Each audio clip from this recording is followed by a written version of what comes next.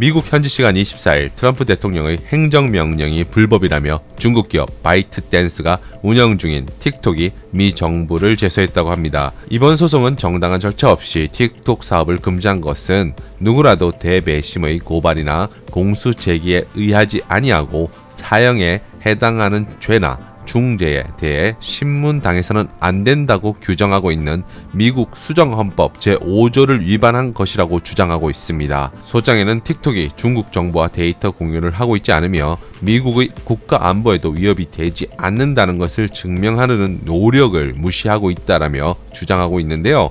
트럼프 대통령은 8월 6일 첫 번째 행정명령을 내렸는데 여기서는 45일 이후 미국 내에서 바이트댄스와 거래를 하지 못하도록 규정하고 있습니다. 이후 14일에는 바이트댄스에게 틱톡 미국 사업 부분을 90일 이내에 분리하도록 명령을 발표했는데요. 이로 인해 마이크로소프트와 오라클 등과 매각 협상을 진행 중에 있다고 합니다. 틱톡 측의 주장에 따르면 이번 행정명령으로 인해서 1만 개 가량의 미국 내 일자리가 사라질 뿐만 아니라 수백만 명의 미국인들에게 회복할 수 없는 피해를 안겨줬다고 주장하고 있습니다. 이번 사태는 미국 내 이용자들의 중요 정보가 중국 공산당으로 흘러들어갈 수 있는 통로로 악용될 우려가 있다는 데서 나온 행정명령인데요.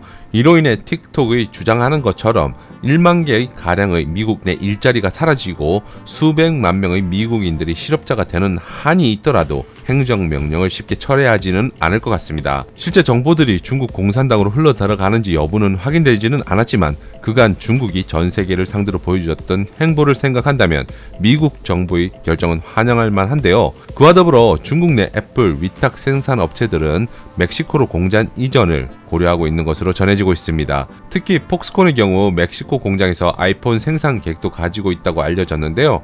더버지를 비롯한 다양한 외신들이 전해온 소식에 따르면 폭스콘과 더불어 페가트론, 럭스쉐어 등의 아시아 내 주요 생산업체들이 멕시코 공장을 이전하는 방안도 검토 중인 것으로 알려졌습니다. 아무래도 미중 무역 분쟁이 극에 달하기 때문인 것으로 풀이되는데요. 이렇게 이전을 하게 된다면 미국과 멕시코, 캐나다 간의 새로운 자유무역 협정이 적용되어 관세 혜택을 받을 수 있을 것이라고 합니다. 그간 중국의 저렴한 인건비의 매력을 느껴 공장을 중국으로 이전한 글로벌 기업들이 많았습니다. 하지만 인건비 매력도 서서히 사라지고 각종 갑질을 일삼는 중국 정부의 정책으로 인해 어쩔 수 없이 공장을 철수한 우리나라 기업들도 많은데요. 단물 쪽 빨아먹고 내팽개치는 중국 정부의 행태를 볼 때 트럼프 대통령의 행정명령이 불법이라고 주장하는 자체가 아이러니 아닌가 싶기도 합니다. 이제 중국은 자국 내수 시장에만 의존해 생존하는 방식을 선택해야 할지도 모르겠군요. 그로 인해 세계와 소통하는 법을 잊고 또다시 다른 나라의 지적 재산권을 마음대로 갖다 쓰는 건 아닌지 우려스럽기도 합니다.